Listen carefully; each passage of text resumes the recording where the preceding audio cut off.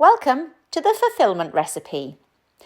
Each session is split into two halves, an audio file which explains the theory and the underpinning knowledge behind the practices which you'll find on video file in section 2. Good luck. The Fulfilment Recipe with Emma Newham.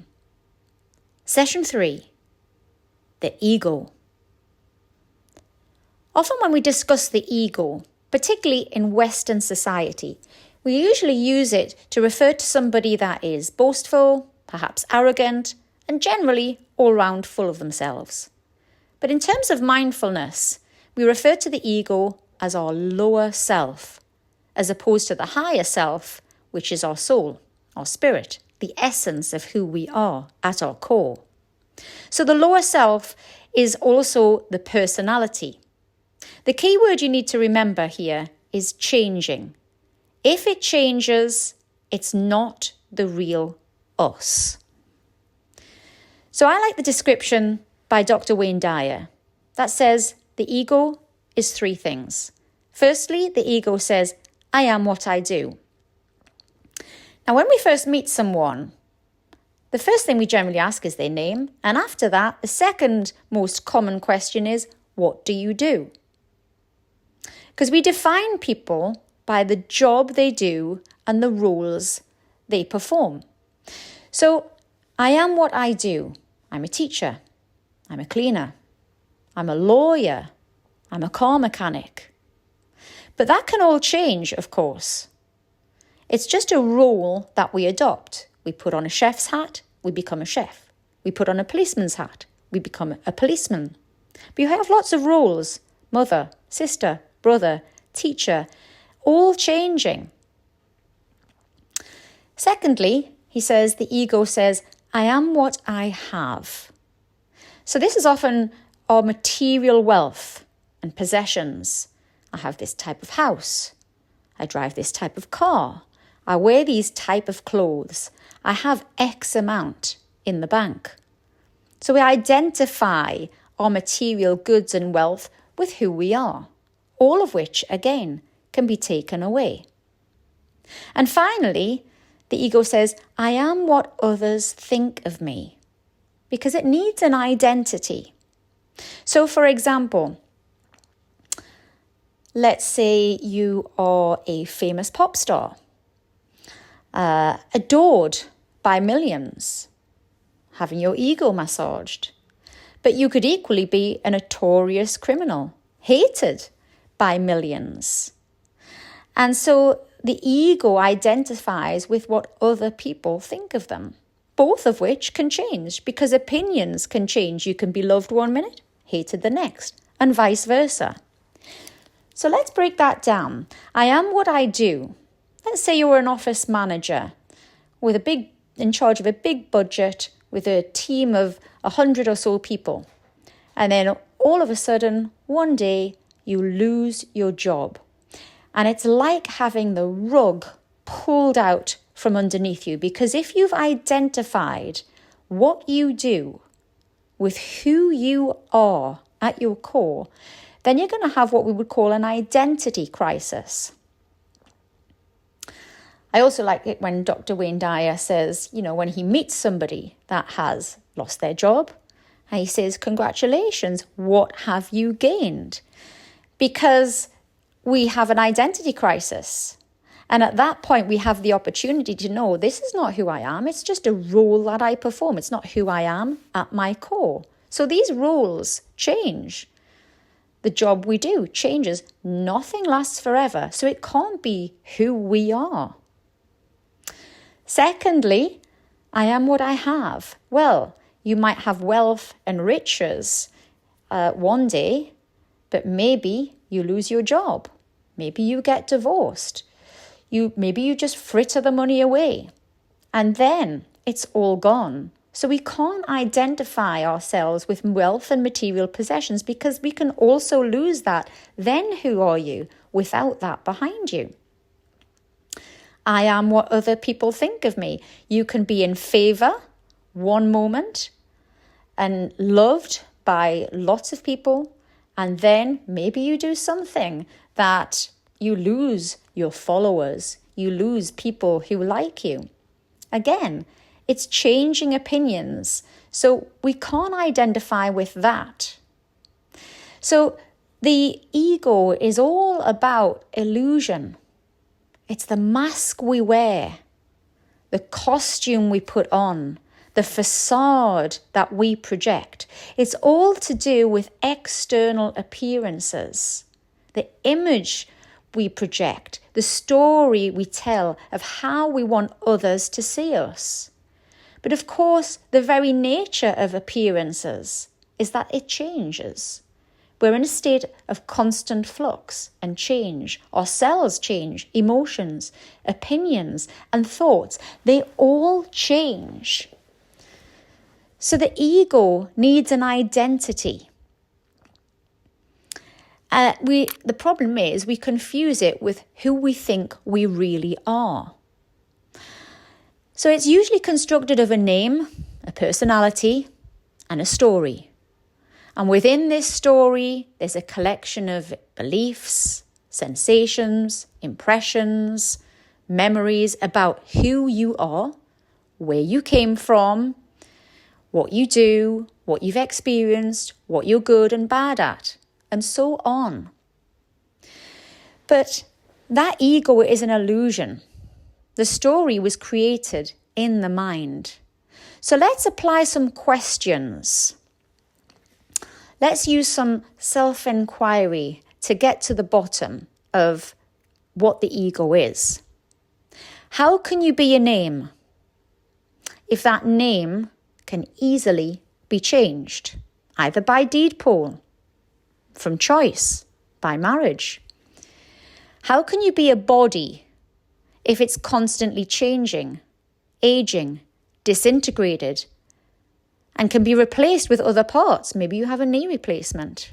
Maybe you have an operation where some organs are removed. So how can you really be a body or your looks if they are constantly changing?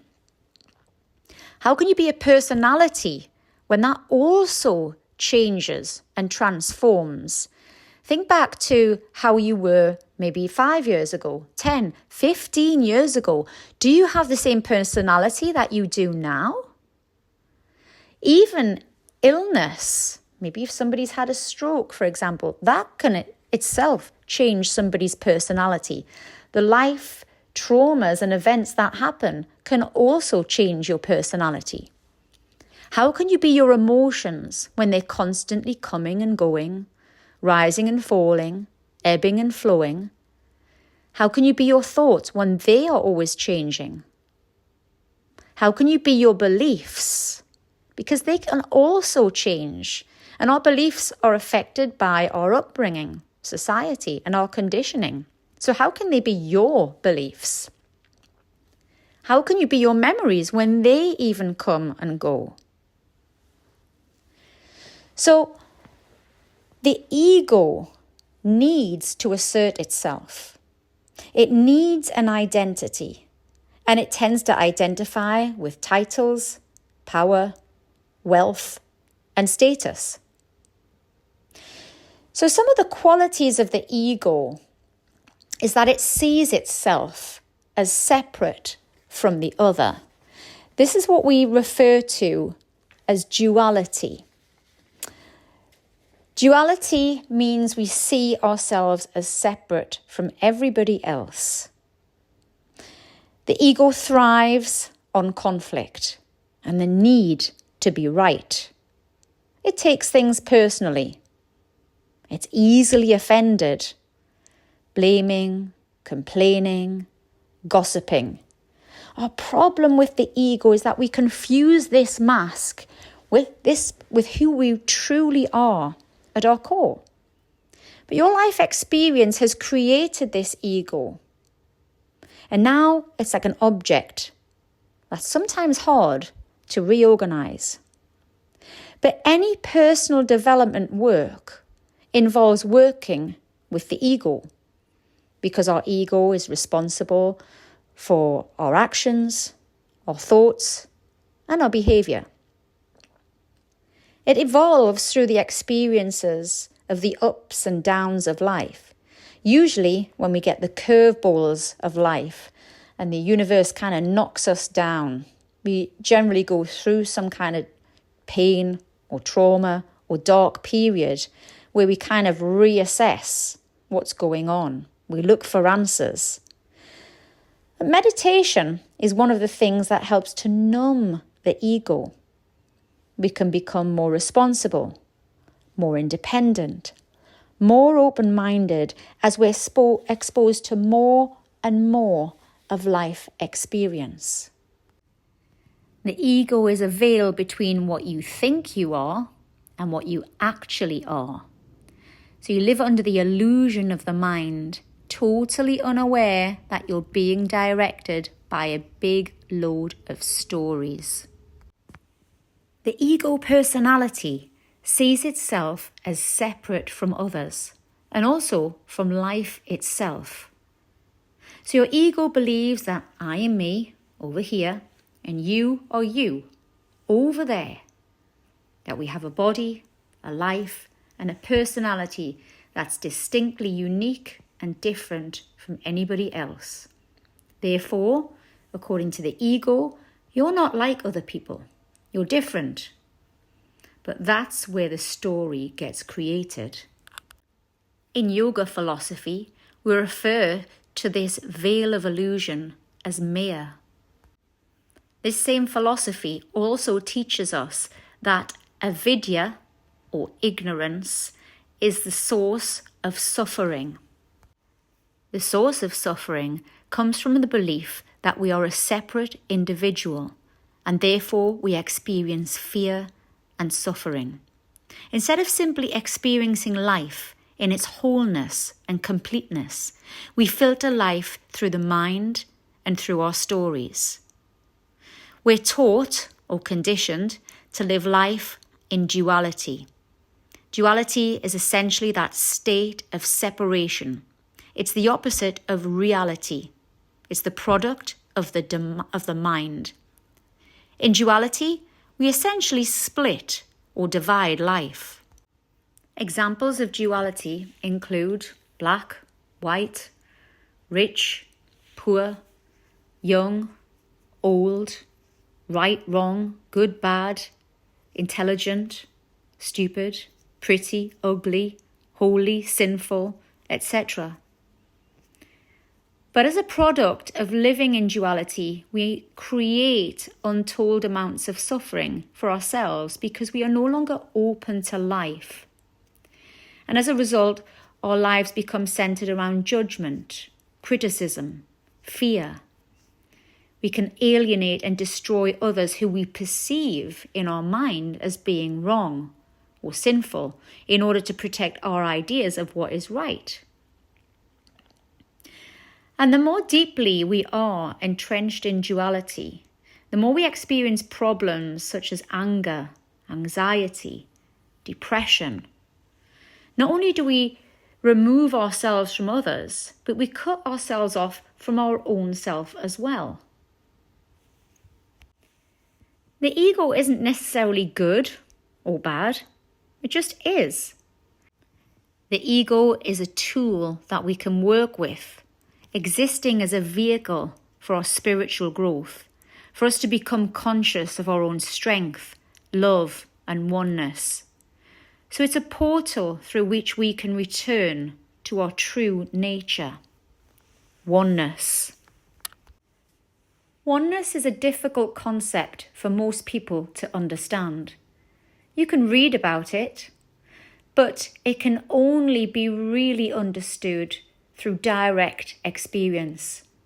One of the main pathways to get this direct experience of a different state of consciousness and a different level of reality is via meditation. If you ever experience oneness, your perception of the world will be forever changed. You can't unknow and unsee what you've just experienced. You have a different take on the world, and your version of reality will surely change. Let's use this analogy in an attempt to describe and understand oneness. Imagine a vast ocean. And there's a little wave on the ocean. That wave is you. And there's many other waves around you. Some smaller than you, some bigger than you. You're thinking to yourself, oh wow, that's a big wave over there. I'm only tiny compared to that wave. Oh, but there's an even smaller wave than me over there. So we're seeing ourselves as a separate wave. The moment of enlightenment comes when we realize that we're no longer an individual wave. We are the ocean, as is all of the other individual waves. The wake up is the knowing and the realization that we are all the same ocean. The true nature of reality is that everything in this physical world, including us, is made up of energy. There are different types of energy: light, sounds, thoughts, but energy is our true nature. If you put your hand under a specific high-powered microscope, you'll see that the atoms and molecules are vibrating and moving at a very fast speed. So our hand appears solid, but it really isn't. It's just energy compressed that's dense enough to touch, which equals matter. Quantum science now supports this by proving that we are all connected to the earth, to the physical world, and to each other. The understanding of thinking of ourselves as a being of energy is not a new theory. It's been taught for thousands of years by yogis, by indigenous cultures around the world. It's just that our modern way of living, our culture, our social structures, our religion have really taken us away from that connected, spiritual, energetic reality. Any experience of oneness allows you to see yourself as part of everything else and connected to everything and everyone else. There's no judgment of good or bad. We no longer cling to our beliefs so much. We no longer resist pain, suffering, and we go with the flow with much more ease. And when you do that, you gain a tremendous sense of personal power and control over yourself. You're emotionally stable because nothing can shake you because you're at one with the world. Nothing is distinct from you and nothing needs to be corrected. Until we wake up to the fact that we're spiritual beings of energy housed in a physical vehicle, the mind will continue to write stories and will live under the influence of the ego personality. The ego makes mountains out of molehills, creating problems that we have to struggle hard to overcome. But the truth is, problems don't actually exist. You create the problems because your mind puts a filter over reality. Identification with our problems can give us a false sense of who we truly are. Maybe without those problems, we'd feel empty, that there's nothing to do, nothing to strive for, nothing to fight with, nowhere to go. Not only do we identify with our problems, but we can become attached to the dramas and the stories surrounding it. Stories that often make us miserable. So why is that? This can be down to the core beliefs that many of us carry deep inside of us, such as I'm not good enough, I don't deserve, I'm not worthy. And one of the most common behavioural issues involved with these limiting beliefs that you have to suffer to be happy is the martyrdom victim complex. Victims believe that sacrificing their needs and desires will eventually pay off, but in reality, it doesn't. Playing the victim is one of the aspects of the ego personality. So what is a victim mentality? Well, it's a psychological term that refers to a dysfunctional mindset which seeks to feel persecuted to gain attention or even avoid self-responsibility. So people like this are convinced that life is out to get them, it's beyond their control, deliberately out to hurt them. And that belief results in constant blaming, finger pointing, pity parties fueled by fear, pessimism, anger, blaming people and situations for the happiness you feel inside. Victims filter their entire existence through this narrow, paranoid mental lens. Look, it's important to claim the role of victim if you've genuinely been victimized or abused. But we can't move on with life until we step out of the victim role into survivor role. Think about maybe some people that you know. Maybe people that are ill. And every time you see them, they talk about their illness. They identify with their illness until it becomes their story, the story of who they are. Maybe you recognize that in some people you know. But nobody's born like this. It's a mentally acquired personality trait, often as a result of early life conditioning and coping mechanisms. Most victims have been victimized or abused in some way as children. But self-victimization, develops by observing and adopting unhealthy victim mentality exhibited by family members.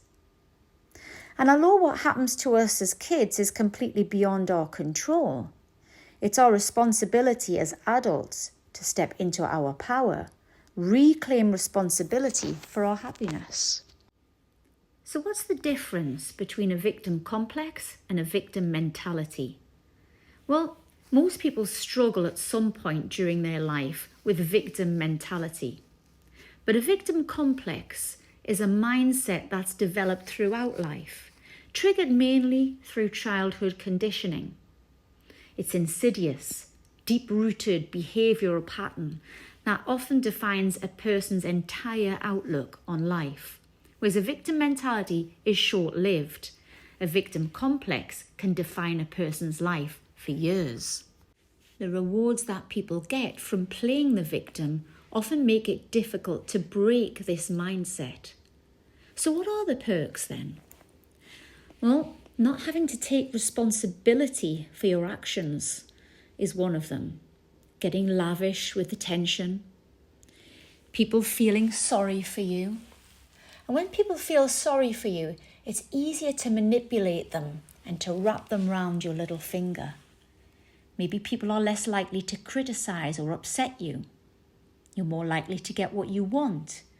Or maybe you just feel interesting because you get to tell people all of your stories.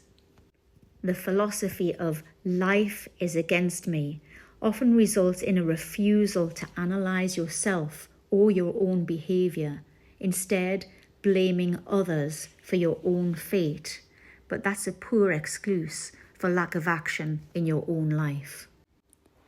If we're blaming others for our situation, then what we're really saying is that they're responsible for our fate, so that they need to do something to make it right for us. But that means that your progress is then limited by other people. And therefore you're under their control, waiting around for them to do something to change your circumstances. And that is disempowering. Giving away your power means that you can't take action if it's somebody else's fault. You're waiting around for them to change your life circumstances. The only solution is to own your status, take back control, and then you transition from victim to master. So how do we stop that poor me attitude? Well, we can start by replacing you with I. For example, you make me feel so angry.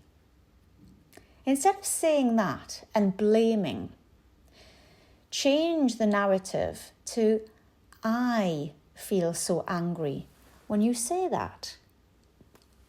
It's a different perspective and way of looking at things. Rather than finger pointing and blaming, you, own it.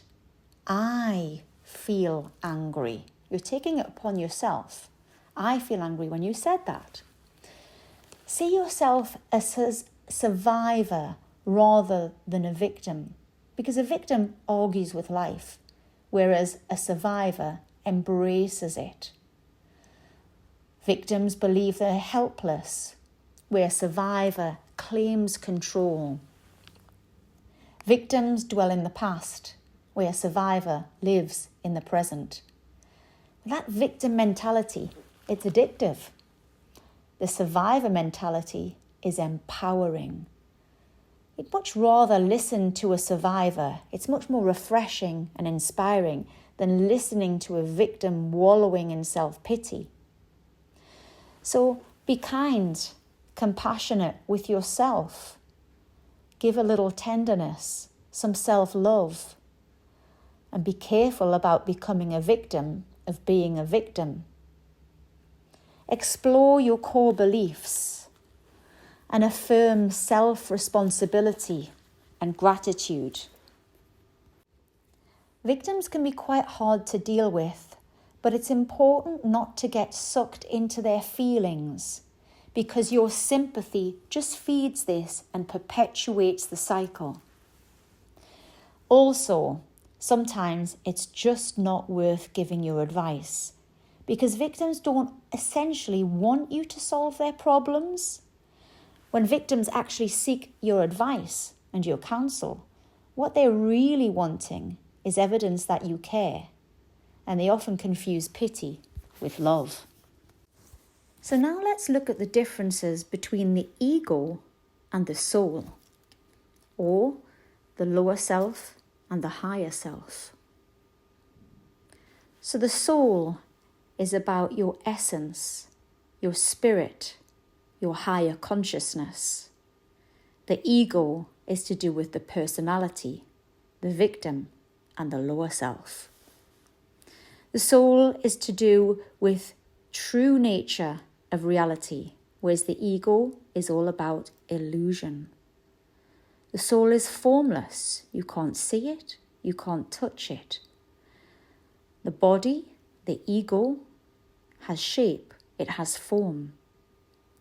The soul is unchanging from the day we're born to the day we die, whereas the ego and the personality is constantly changing. Thoughts, feelings, emotions, appearance. The soul is to do with oneness, whereas the ego lives in the world of duality. The soul desires peace, whereas the ego thrives on conflict. The soul is who we are, at our core, our authentic self, whereas the ego is to do with the facade and the mask we wear. The soul is at peace with what is. It goes with the flow of life. It's naked, open, transparent. What you see is what you get. With the ego, it's all about blaming, judging, complaining, criticizing, trying to control, trying to manipulate, armoring up. Difficult to see the real person, it's hidden underneath. The soul has a healthy emotional foundation, whereas the ego is emotionally unstable and overwhelmed. It's also narrow-minded, as opposed to the open, eternal student that is the soul, where the heart is in the driving seat, as opposed to the ego in the passenger seat. The ego requires an identity, roles, titles, status, whereas the soul has no identification whatsoever. How do you describe something you can't see and you can't touch? Yet the real authentic self, the soul, the spirit, the essence of you is comfortable in its own skin. It's not striving for something or living up to some goal. Whereas the ego seeks recognition, it wishes to be seen, constantly affirming itself, full of self-importance. The ego is attached, whereas the soul is detached. Now it's time for the practical element to begin.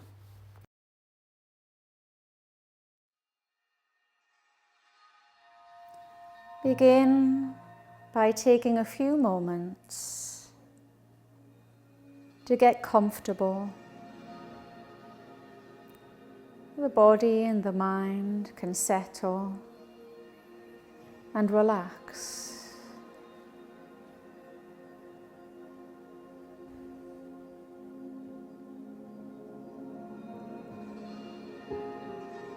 Starting to shut out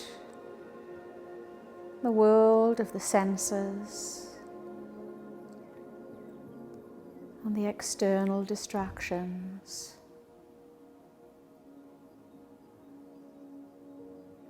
Coming increasingly closer to your inner world.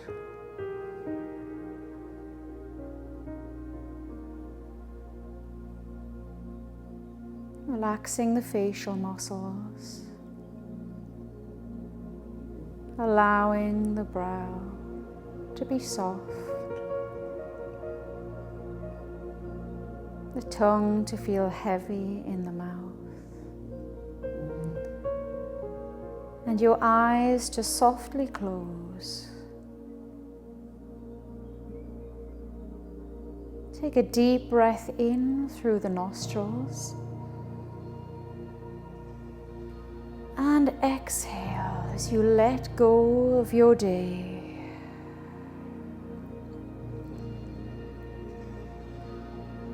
Breathing in once more through the nose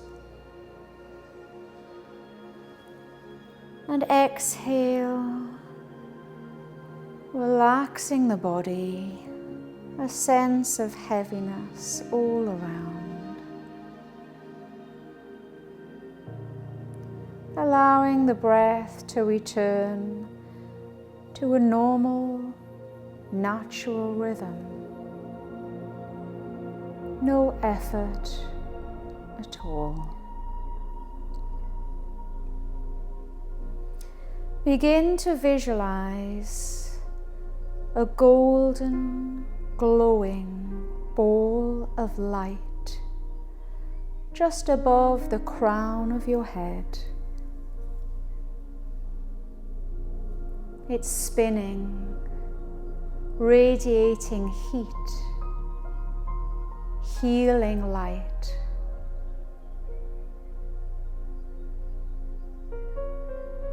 And just visualize this golden ball of spinning light enter into the crown of your head,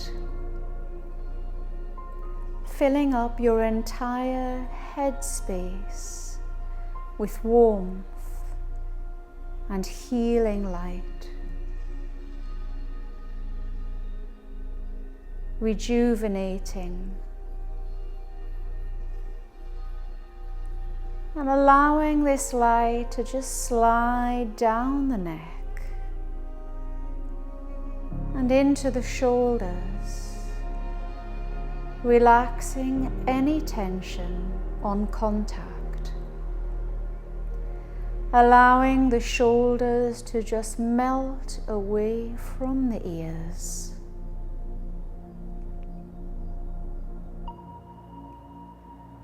This light then glides down the arms to the elbows, through to the forearms, hands and fingers. So that both arms now are aglow, shimmering with the golden light, releasing, renewing, This light begins to spread throughout your upper torso, to the chest and the upper back. Your whole spine glowing with warm golden light. As this light spreads throughout your torso,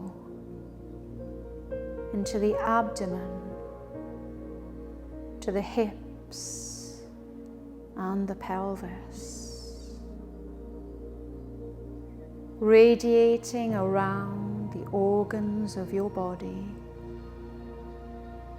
healing and rejuvenating.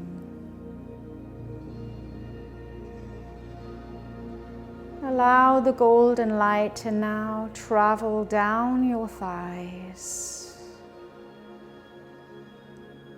into the knees, warming the bones of your knees.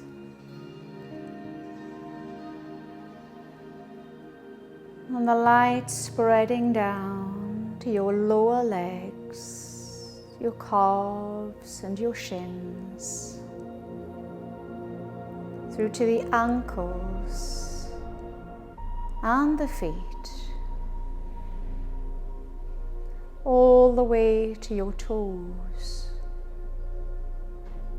each leg aglow with healing, warmth and light.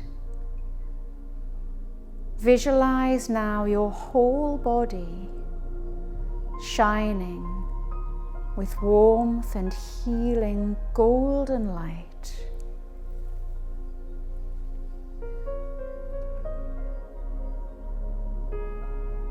As we now turn our attention inwards, even more deeply inside, to find your authentic self.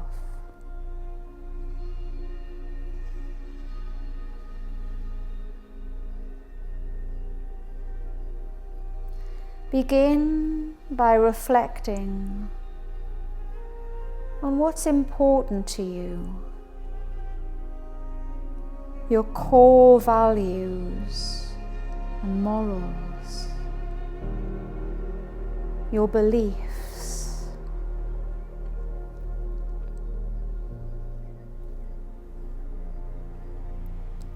Where does your sense of right and wrong come from? What shapes your belief system? Spend a few moments pondering upon your own values.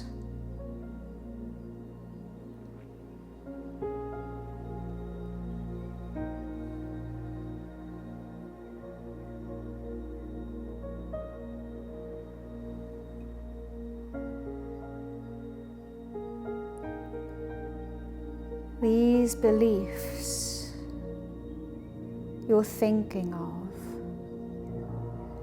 comprise the core of who you are.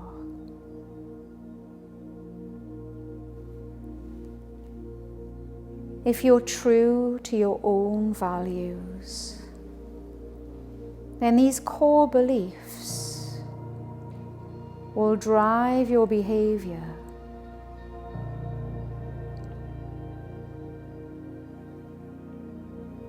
And it feels good to behave in ways that are consistent with your beliefs and values.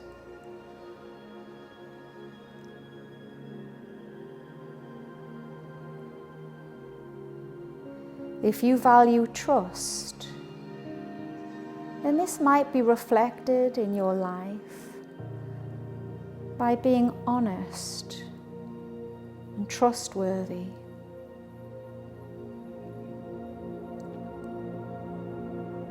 Just consider how your values are part of your day-to-day life.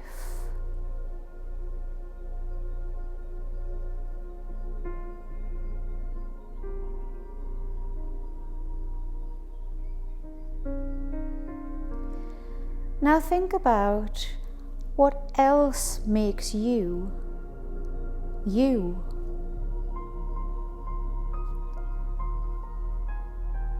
Finding your true self involves learning about who you truly are at your core. Your authentic self is the real you, the person you're truly meant to be, the person who you are at your very core, and the person you can be if nothing else stands in your way.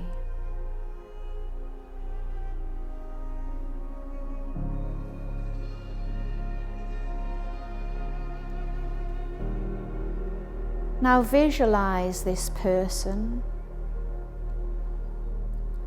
your true self, the person you believe yourself to be right now. And it's fine if you're not sure quite who you really are at this point in time. Just visualize yourself going about your daily activities, doing the things you usually do on a typical day. And observe yourself, watching yourself go about your usual activities.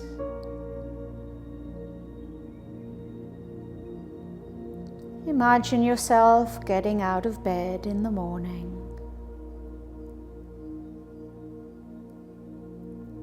Going about your daily tasks.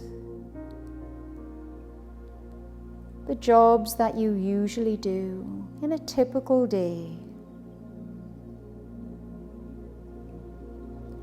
See yourself doing these chores and activities.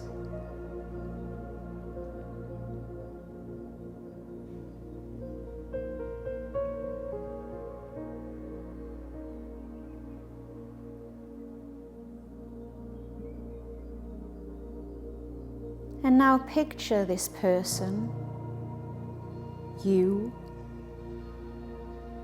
just standing in an empty, open, airy room.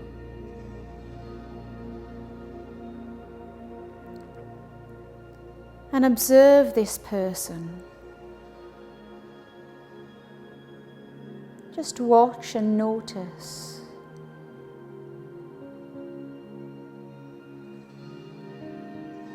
And now imagine that you could strip away all of the things in your life that hold you back from realizing your full potential.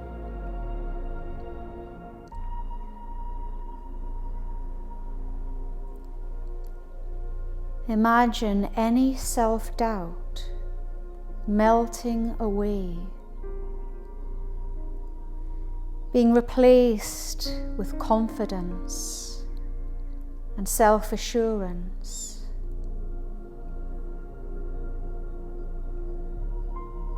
Visualizing this person before you. Imagining all of the things that get in the way of success and fulfillment, such as lack of time, illness, lack of resources, circumstances, any baggage, anything that is holding this person back in any way whatsoever.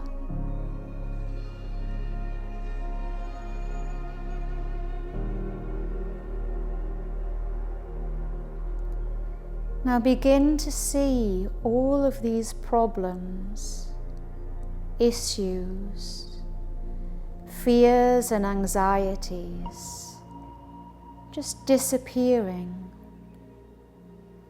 melting away.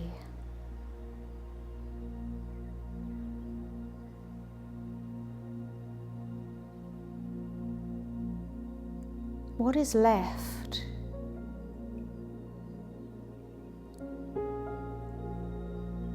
Imagine this person standing in the empty room. The person when all of those barriers are stripped away, dissolved completely.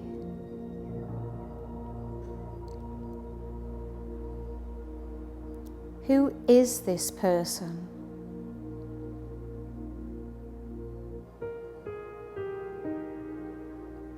This person is you.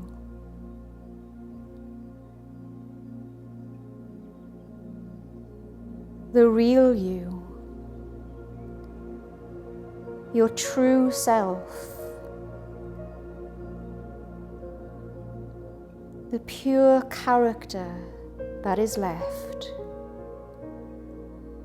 when there's nothing to get in the way of complete creativity and self-expression.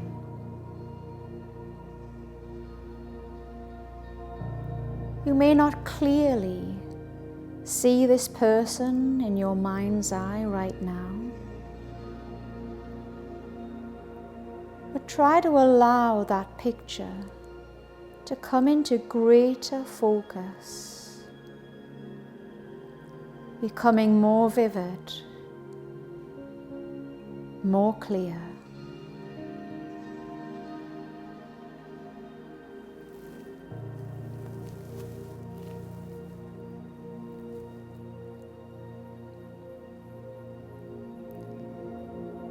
What ambitions and goals do you have?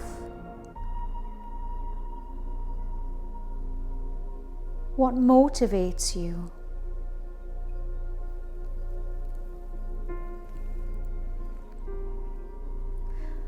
What prompts your interest?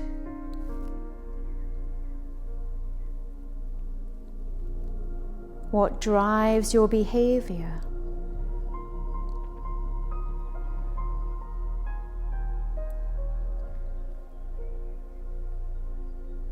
What propels you to take action?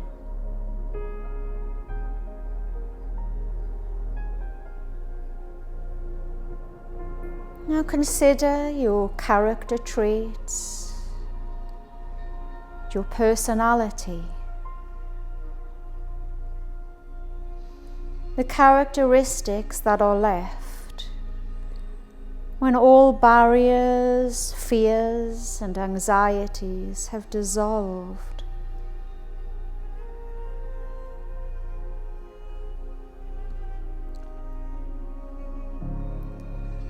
Pure potential at your core. No fears. Complete creativity. Full of energy. Notice what traits you have.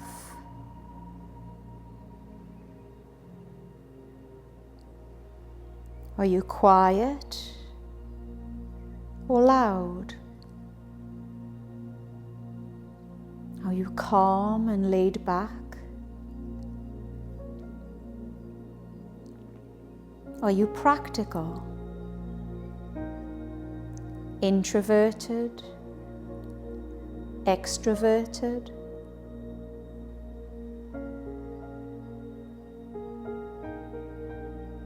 Think about all of your characteristics that make you, you.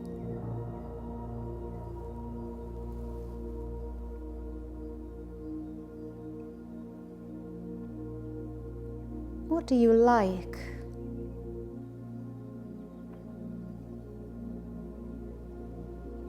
Imagine this person.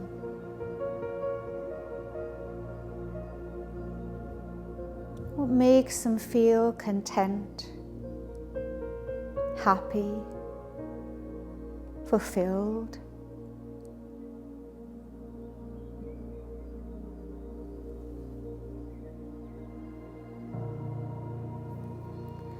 Consider all of the things that make you happy, what you enjoy doing, that gives you joy and pleasure.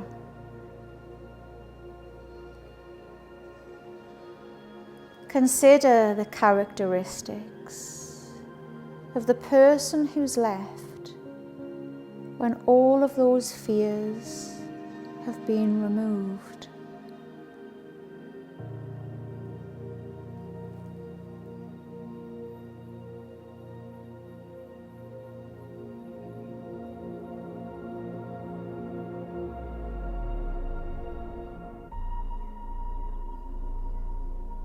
Now, let's visualize a different picture. Seeing yourself as a young child.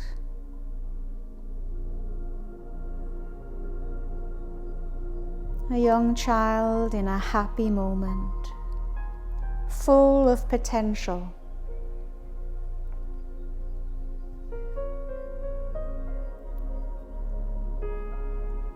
Who is this young person? What makes this child who he or she is? Just consider all of the characteristics that you share with this child. And notice in what ways you may be similar, or in what ways your current you is different from the very young child.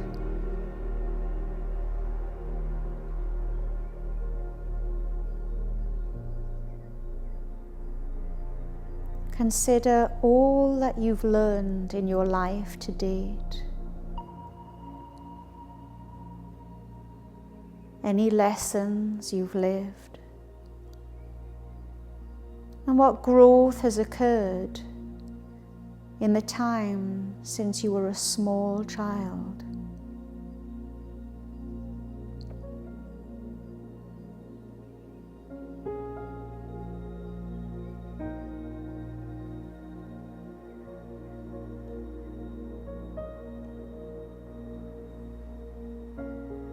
Now picture yourself as this child.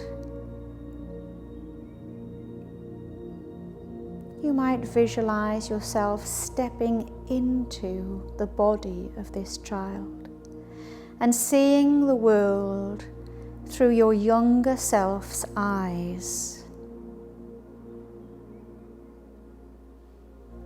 What hopes and dreams did you have for your future self? What did you want to be when you grew up?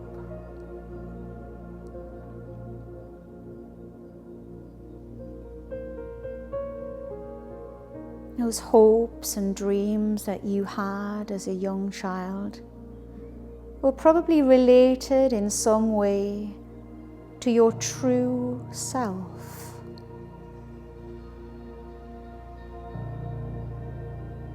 What do these goals and aspirations say about who you are?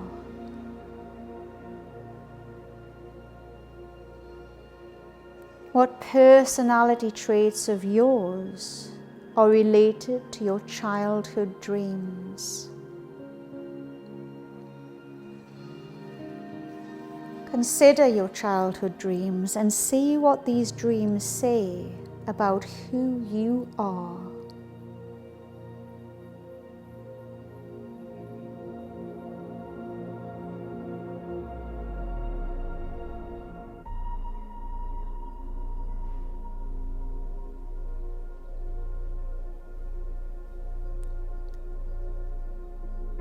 And finally, create one last image in your mind.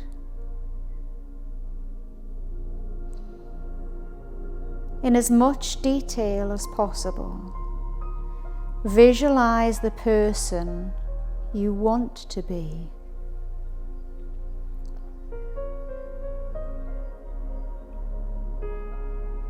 Imagining your ideal self.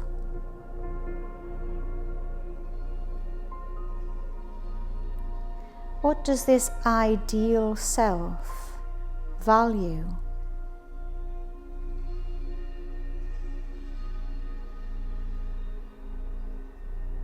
How would this person behave?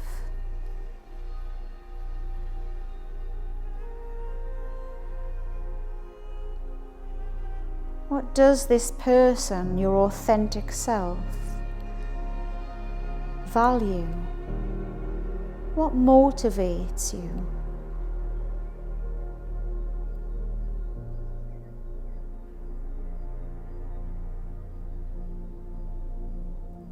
What traits are present in this ideal version of you?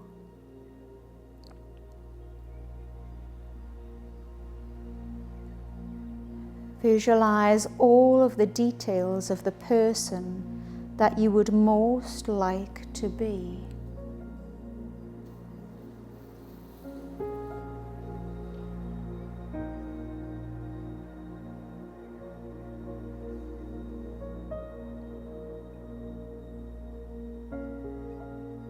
The image that you're seeing in your mind's eye right now of this ideal self is you. This is your true, authentic self. Who you are at the core, beneath all of the armor, beneath all of the baggage, beneath any anxieties and fears. This is you.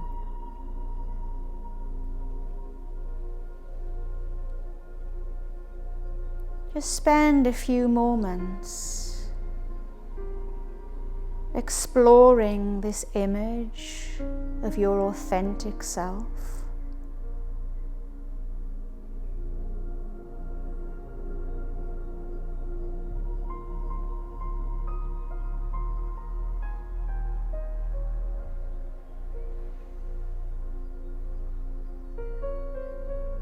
And now allow yourself to step inside this image, fully becoming this person.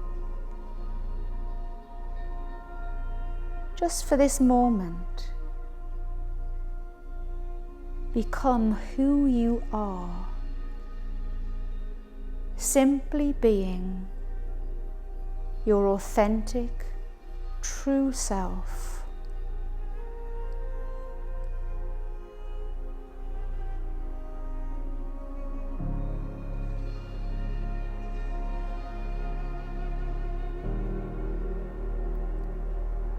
Awareness of a sense of peace and calm throughout your entire body, secure in the knowledge of who you are.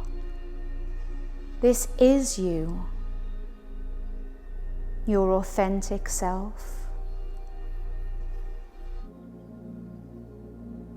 And you can take this authentic self with you, allowing the true essence of you to shine through in your daily life.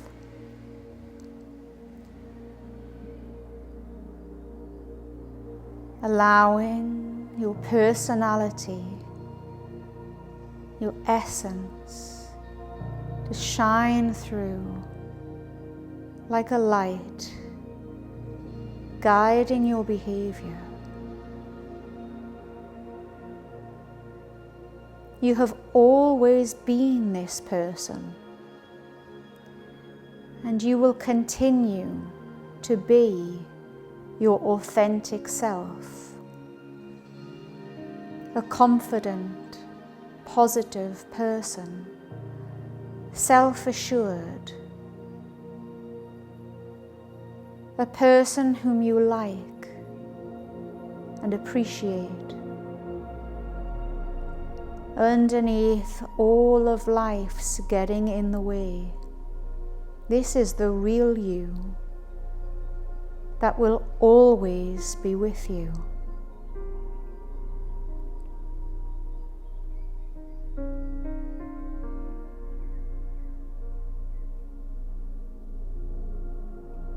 Keep this image of your authentic self with you wherever you go, expressing this true self and allowing you to simply be you.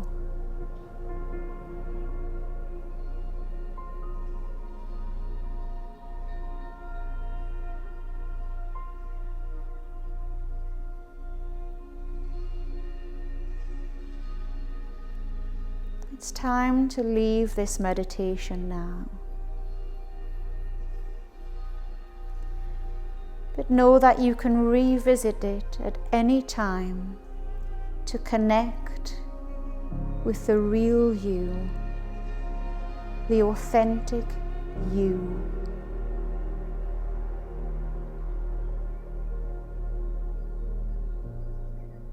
Begin by circling the ankles and wrists, moving your toes and allowing your feet to wake up. You might have a little stretch.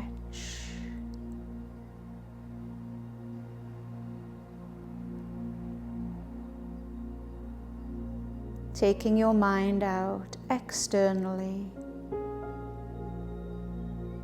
visualizing your surroundings and the noises around you. Gently opening your eyes but remaining still, taking all the time you need to very gently come back into the room and going about the rest of your day.